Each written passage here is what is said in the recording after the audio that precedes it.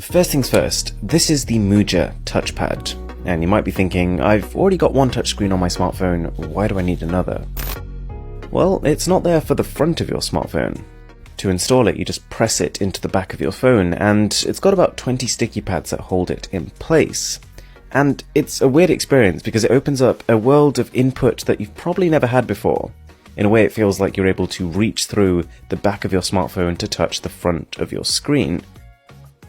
Next up, a product with the slogan, "Say goodbye to oh no, say hello to oh yo," because this is the OYO, and it stops you dropping your smartphone.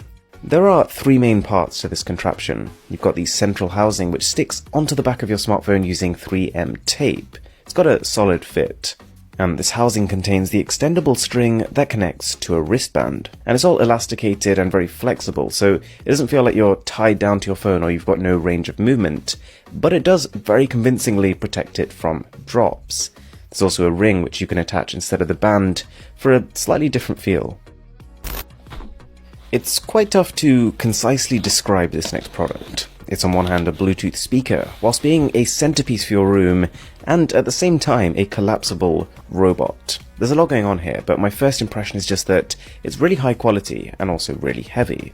The attention to detail is above what I was expecting, and to be honest, I've never seen a speaker that looks like this. When you turn the lighting on, you realize they've packed LEDs into pretty much every corner and crevice they can, and the legs at the bottom, they fold in and they fold out.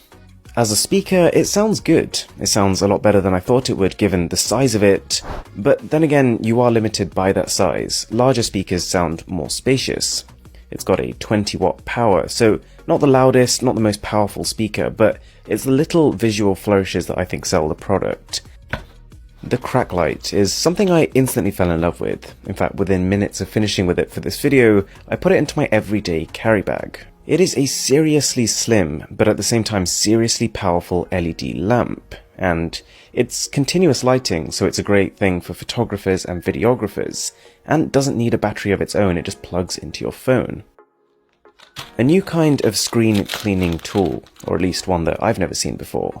You've got this pretty high quality leatherette finish on one side with a handle for your hand, and then a really plush felt-like finish on the inside. It does a really good job, and it's comfortable to use, and you can reuse these for quite a long time, I imagine, before they get dirty. Voxos, I think I'm saying that right, is a pair of sunglasses with bone conduction technology. So on the surface they look like a pretty standard pair of sunglasses, albeit slightly thicker, but I like the way they look. I like the matte black finish on the frames, and I like the colouring of the lenses. Now, you might have seen a few audio products already with that bone conduction label. The idea being that the sound reaches you through physical contact. So these pads you see here, they connect directly to your head, and you hear the sound through the bones in your skull, which leaves your ears open to hearing other, and let's face it, potentially more important things. I decided that I liked this product pretty early on. It is a tiny, fairly inexpensive, but ultimately massively convenient smartphone speaker. It connects directly into the headphone jack, which means there's no dangling around on a cable, and also there are zero wireless pairing issues. So providing you've got the jack, and you've got speakers that just need that little bit more oomph, then this should handle that. You can expect more bass, more detail, and a little bit more volume.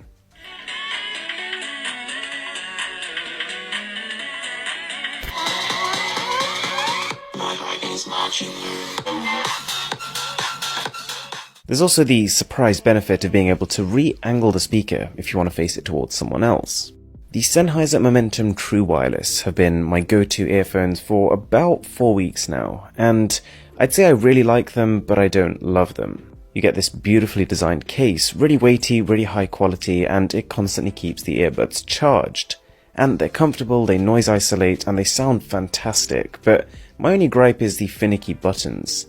See, these pads are actually touch controls, and the way you adjust volume and play and pause is by tapping them, but it feels awkward, and a lot of the time it doesn't work as I'd like it to. Cheap and cheerful are the words I'd use here. These frankly adorable little animals are what I'd describe as cable huggers. You wire your cable through them so that they're resting over the cable's neck, which is famously prone to breaking, say for example on the iPhone cable. They're shaped to fit around your smartphone, but you've got to bear in mind that if you have a thick, bulky case on, then it's going to cause a bit of an interruption. Right, of all the products in this video, this was probably the one I was most curious to try. A smartphone case that supposedly has 6 high-quality glass camera lenses built into it. That's crazy talk. Initial impressions are that it's really well thought out. The lenses are on a rail and they snap into place at each stop, so whichever lens you want to use will perfectly line up with your phone's camera. And to be honest, considering that the case isn't really that expensive, I can't complain about the quality of the lenses. They're pretty good. You do get some distortion, but you can create a lot of effects that you wouldn't be able to otherwise. The macro and the super macro in particular are real highlights. The Glow by company Casper immediately became my new favorite bedside lamp. It's controllable by a smartphone. You can set it to slowly get brighter as you wake up in the morning, but that's not the cool bit. What I really like about it are 3 things. You can flip it to turn it on and turn it off. You can rotate it to adjust the brightness, and also it's got a battery internally, so if you wanted to pick it up and take it down to grab a snack, you can do that. For those of you who play a lot of games like PUBG on your smartphone, you've probably heard of the smartphone joystick. This product right here is one of the best iterations I've seen of that, for one reason. As well as the joystick, you've got this buckle on the bottom, and it's designed so that you can slip it over almost any size smartphone and tighten that buckle to press the joystick against the screen. And this pressure, unlike other joysticks I've tried, gives you some responsiveness. It means that the joystick is always directly on the screen and in contact.